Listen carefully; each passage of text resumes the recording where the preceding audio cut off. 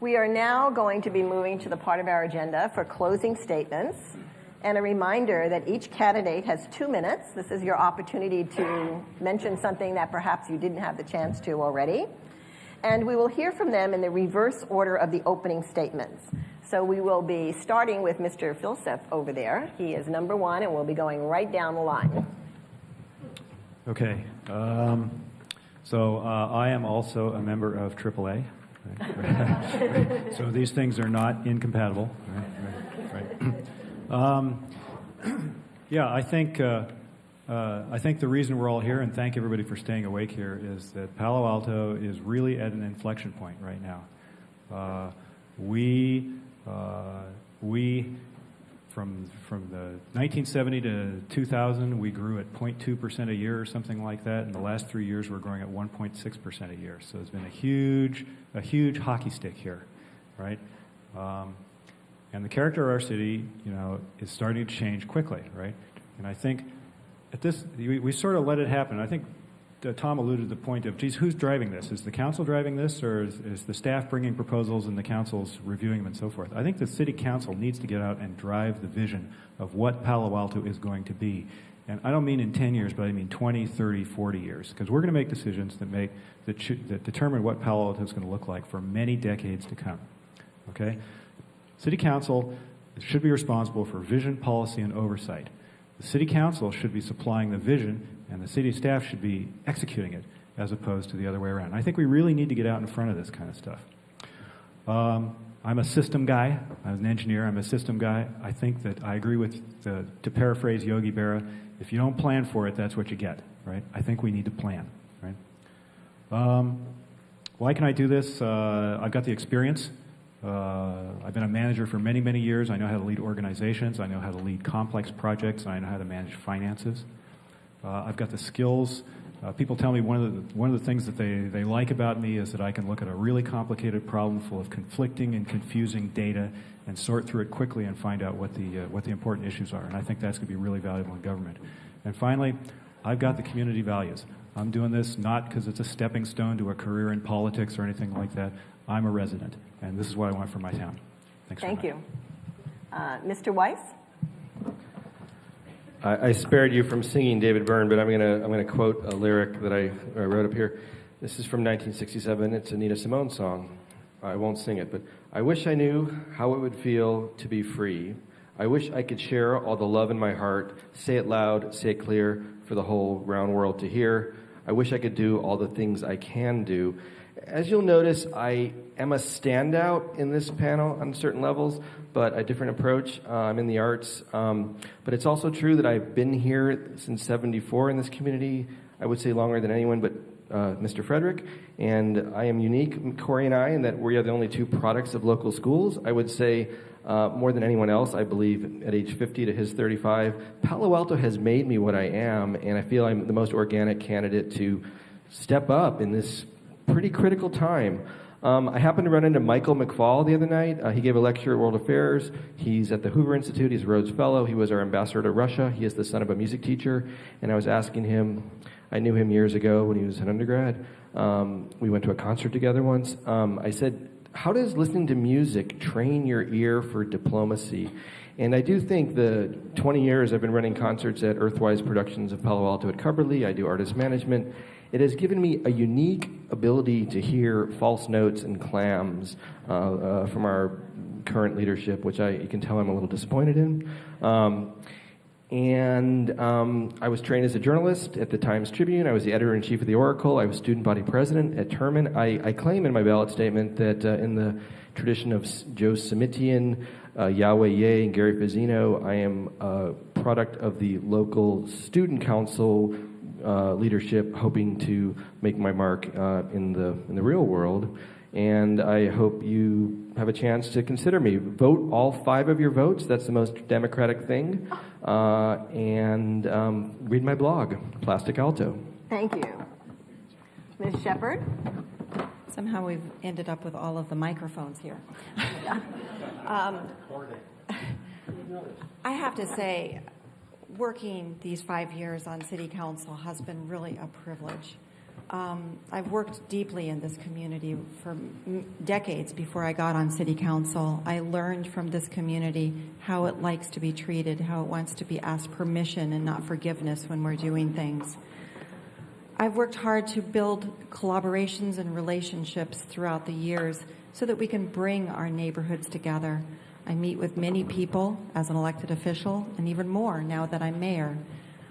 The Our Palo Alto conversation, yes, it's just getting launched, but it's the conversation that we need to have. It's an important conversation for us to show up together and be present with each other to find our way forward.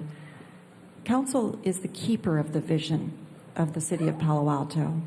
All of this work funnels into that project called the Comprehensive Plan, where we do our visioning and then we put our policies and our programs into place in order to have the built community that we want to have, but also have the organized community that we want to have, because it has a lot of the elements in there for transportation and governance.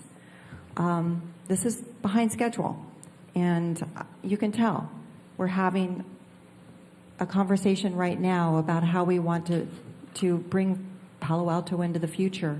And I like having that conversation. It's the type that I like to have.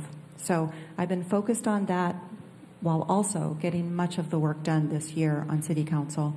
And we've really changed throughout these 5 years. And I think we're in a much better position to pivot and to go directly into some of the interests that the community has. I would like to ask for your vote to get me reelected. I am being endorsed by Anna Eshu and Joe Samidian right over here, and Rich Gordon, just people that I have developed relationships with in order to move Palo Alto forward. Thank you. Thank you. Mr. Frederick. I grew up in Wisconsin and then came here and came of age here in Palo Alto when the war was on in Vietnam, and a lot of turbulence in the streets. And I think that as I reflect back on that, I'd be remiss in my duty as a purported leader here if I didn't mention the crisis in the world and how it impacts us. The war that's been going on, the wars that have been going on for over a decade, the crisis with the environment, and I don't just mean our drought here, but I mean management of natural resources in an ever-increasing world in which the demands are serious and need our attention. And although we don't have to square up on those directly at the City Council, we do have to affirm our values as a nation, as they were set forth in the Declaration of Independence, that the people have a right to self-government and they have a right to change their government if it's not working in the right order. And with that in mind, that's why I said here at the beginning, made light of the fact of the voters, and how many of you people had voted for me, and I know some of you had, don't feel... I know it's embarrassing to raise your hand in public, but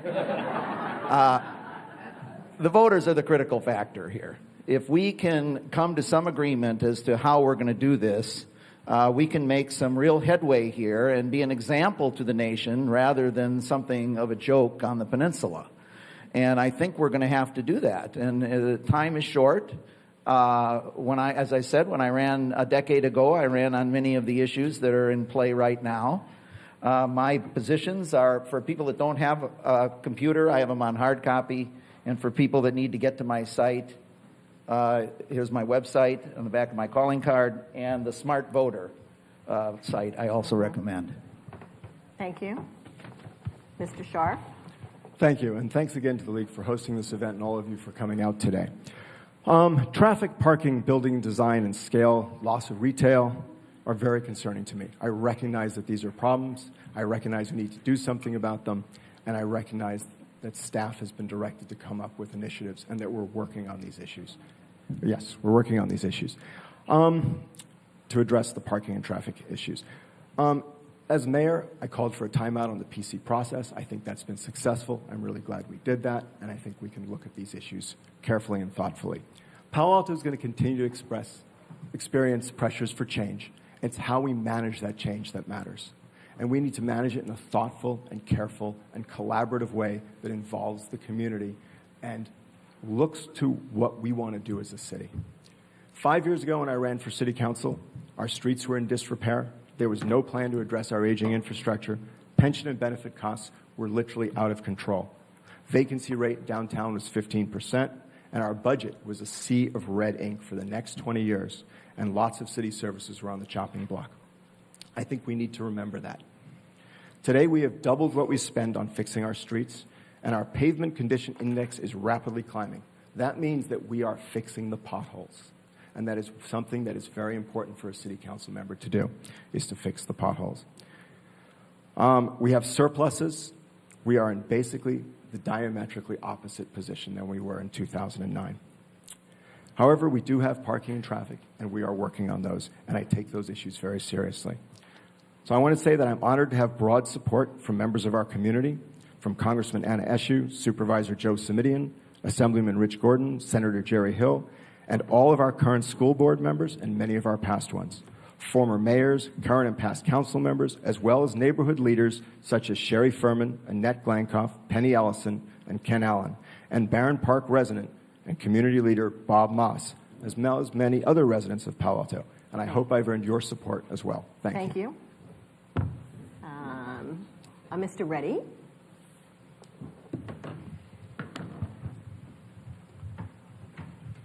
You see, there are 11 other candidates.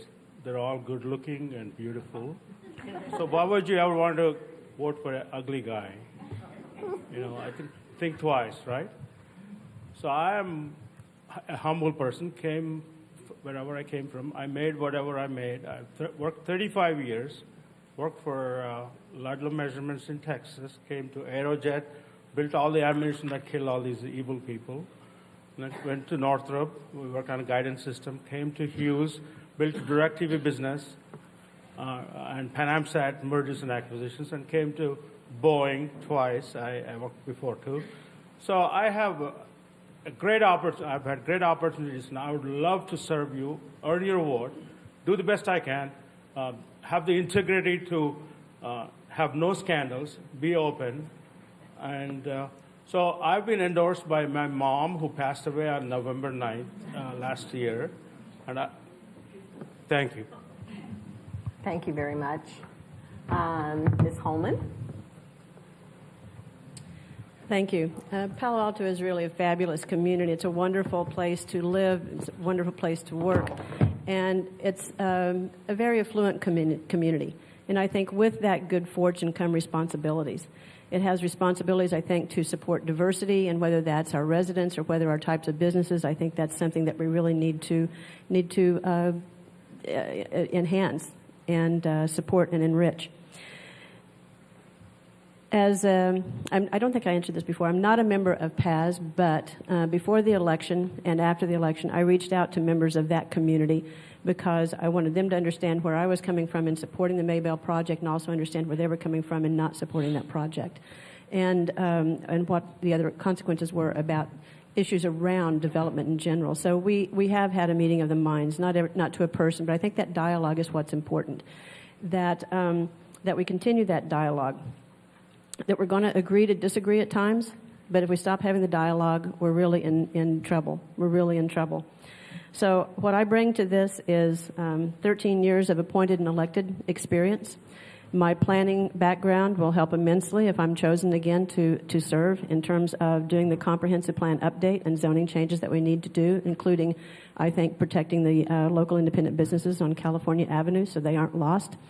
And you know, if you love this place the way that I do, it requires attention, not just, you know, here, up here among these 12 candidates, but it also requires your attention. I encourage you to get to know the candidates, go to the websites, and make informed, and I know you will or you wouldn't be here, but tell your friends, too, that aren't here. It takes an intelligent community as such as this is to make informed and intelligent choices, and I encourage you to do that. Whatever you do, vote. I really encourage you to do that. I've been endorsed by Jerry Hill, Rich Gordon, a number of current and former city council members, and encourage you to go to my website. Thank you. Thank you. Mr. Wolbach?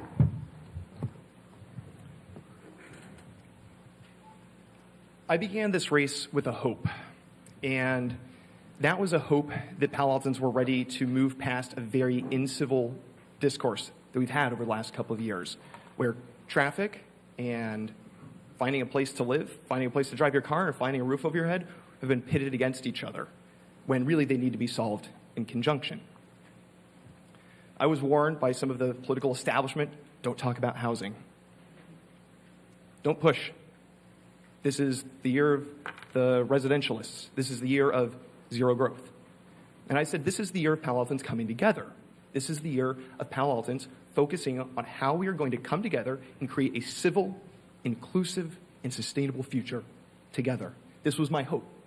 As I've been knocking on doors and going to meetings around Palo Alto, my hope has turned into confidence.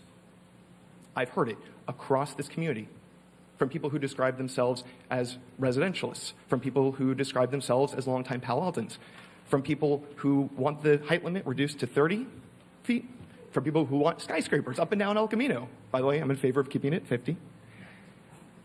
People want to work together in Palo Alto. They want a civil, inclusive, sustainable future, and we can do that by working together. In fact, we have to do it by working together. Building design and community physical design matters an awful lot. But community character is not about physical structures. Community character is about the people who live in the community, the people who are able to continue to live in the community, and how they interact with each other. That is what community character is about. There's a lot of things that we didn't get a chance to talk about today. I didn't get a chance to mention earlier, so I'll say it now. I've been endorsed by the Sierra Club and the League of Conservation Voters, and a lot of other people. Please look at my website, CoreyWilbach.com. Please help. I'm not taking a dime from developers or a dime from labor unions or a dime over $500 per donor. So I'm going to need your help. Thanks. Thank you. Mr. Du Bois? This election is not about standing still or going back to the past. It's about moving Palo Alto forward in a way that's consistent with residents' desires. So when making decisions, I always keep that in mind. Is this action good for residents? I'll listen to you and I'll work hard to remain connected to our many neighborhoods. I'm a bit of a data wonk. I will roll up my sleeves and dig into the details. I'll come prepared to council meetings, and I'll focus on a data-driven, efficient, and fair system. You should vote for people that you know where they stand, not people who haven't made up their mind. And so my first 60 days in office, I'll bring forth proposals to address some of our large underlying issues. The first, I'd like to propose updates to our outdated assumptions about how much parking is needed per square foot of office space. Second, I'd like to introduce policies to run more efficient council meetings. And third, I'd like to propose reforms of our architectural review board. I've been endorsed by over 200 neighbors and leaders from across the city, among them many leading residentialists and environmentalists, including the Sierra Club. So I'm ready to work hard for you. If you share my vision for the future of Palo Alto, I ask for your support and your vote on September 4th. Thank you. Mr. Douglas? November 4th. Whatever. Yeah.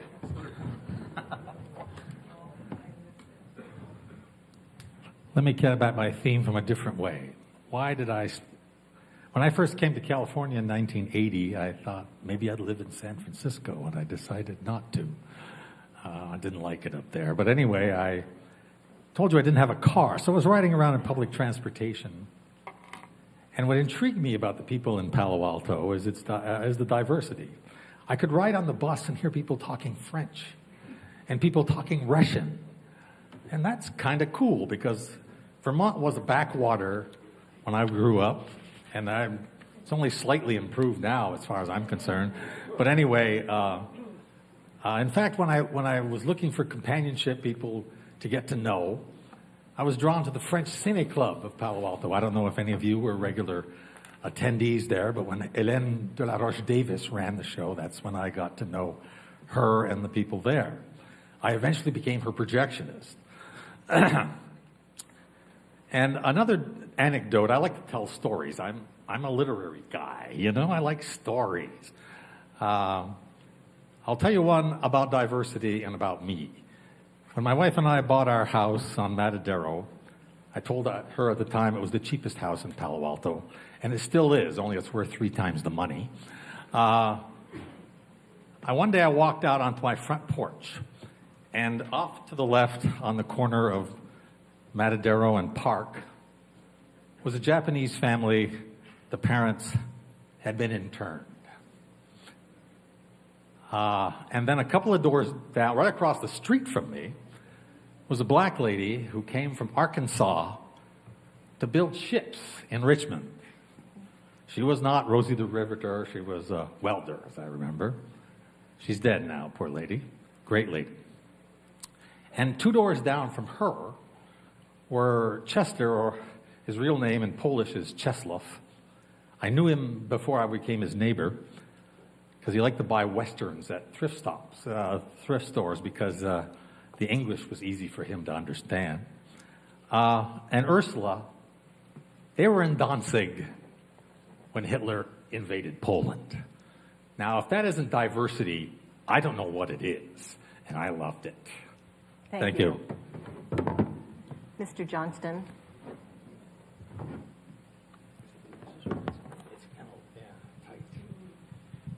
I want to thank the League again for giving us this opportunity to come and speak, and all the people who stayed and listened to this. I really appreciate it. You've heard a lot tonight about different visions for moving the city forward. As the center of what's one of the most dynamic regions in the entire world, I don't think we can turn the clock back, lock the gates, and say no more. That's just not who we are, and it's not who we should be. But we can be smarter about how we go forward. We can insist that anyone who wants to build in Palo Alto, they have to play by our rules. And we have to insist that they provide the benefits that they claim they're going to provide. I think it doesn't need to be easy to build in Palo Alto. It should be hard. But I do think we need to build and provide for more affordable housing and a broader range of housing options. Wouldn't it be nice if all of our children could afford to come to Palo Alto? Wouldn't it be nice if our teachers and firefighters and police officers could afford to live in Palo Alto and be a part of our community? They're an important part of our community. But for many of them, they can't live here. Wouldn't it be nice that our seniors who want to downsize, as my wife and I did, wouldn't it be nice if they could find a place to live and not have to move out of the community? So I think we can do all this and still preserve the exceptional quality of life that really brought us all here in the first place. And I think we can do it while enhancing our environmental sustainability. I will bring a balanced, analytical approach to the problems at City Hall. My experience has been in resolving large, complicated issues. I think that's something for people who are in disputes. I think it's an issue. That's a skill that could be quite useful in City Hall right now. Thank you. Thank you. And Ms. Kuo. Let me ask you all some questions for you to ponder to yourself. I'll start with, why did you choose to live in Palo Alto? The nationally ranked schools, the weather, the location, belonging to a community, or did you move here for the traffic congestion? Or was it for the stress of driving around and around in circles looking for a parking spot, worrying about being late meeting friends for dinner? What about cut-through traffic on your residential streets that make it less safe for you and especially your children? Or finding that your residential street has just become a parking lot for commercial buildings that didn't provide enough parking for their tenants? Or that when you go to pick up your kid from play dates, that the lack of parking means that you can't go in and interact with the other parent? Do you need to call ahead so your kid is ready and waiting on the street to be picked up? As you go about town, do you prefer your impression to not be that of trees, but of buildings, especially bland and ugly buildings? I don't think so. This is Palo Alto, not Building Alto, or more properly, Edificio Alto. After 4 years of growth for the sake of growing, it will change this city to one that is unrecognizable. It will not be a college town or that village, but a city that is in constant gridlock and crisis mode. First step in solving a problem is recognizing that there is one. In order to address the problem, we need a different majority on council. Tonight, I'm asking you for your vote for me and also to choose carefully and vote for a new council majority of like-minded representatives who places residents' priorities first. Thank you. Thank you very much. I'd like to give our candidates all a great big hand. It was a wonderful.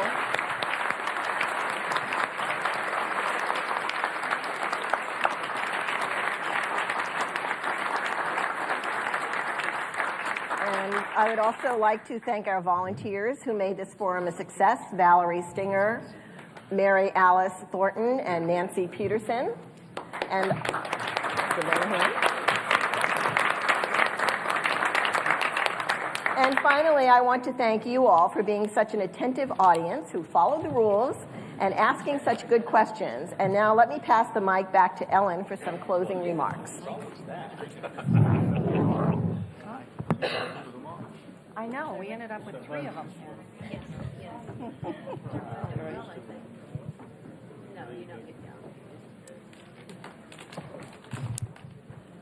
Thank you. This has been a very enlightening and civil evening, I'm glad to say. And there are many people to thank, beginning with our moderator, Ellen Yake. Thank you.